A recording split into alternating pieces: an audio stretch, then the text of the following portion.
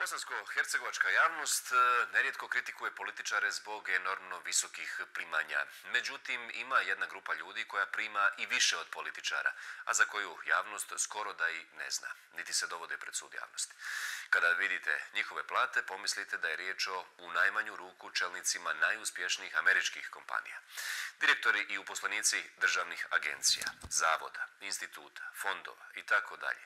Lani su iz državnog budžeta na osnovu bruto plata izvukli ukupno 522 milijuna 424 hiljade maraka. Rekorder po visini mjesečnih izdavanja za plaće zaposlenim su javna preduzeća. Najveća direktorska plaća u Federaciji BiH trenutno je plaća zimzelenog Zlatka Baša, direktora Agencije za bankarstvo Federacije Bosne i Hercegovine. Ona iznosi oko 8.000 maraka. Odmah iza njega je Nikola Krešić, direktor HZHB s plaćom od 6.000 maraka. U stopu ga prati direktor... Merhaba majka, evo penzije. Gdje potpiš sam?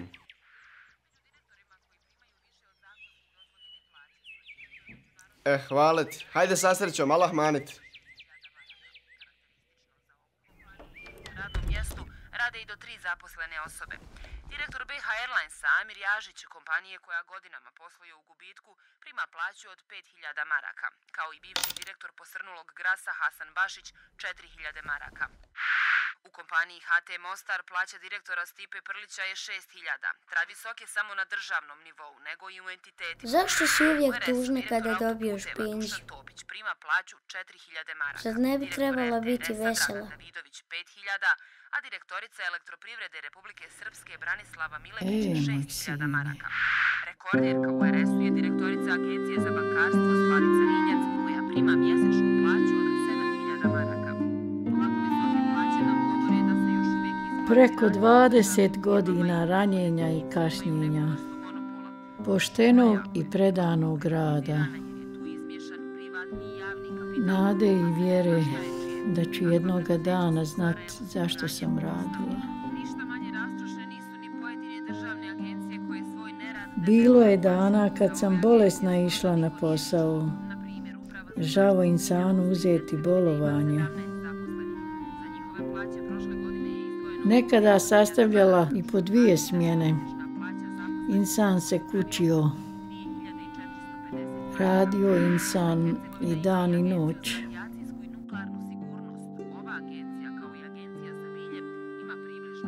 Idi sine, uzmi ove pare, nosi me li u trgovinu.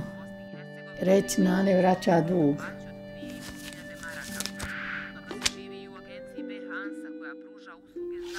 Sve ovo dodaju plaća 180 ministara i po jednog premijera na 300.000 stanovnika, onda se Bosna i Hercegovina može pohvaliti da više od polovine prihoda ubranih od poreza građana troši na plaće uposlenika u birokratskom aparatu.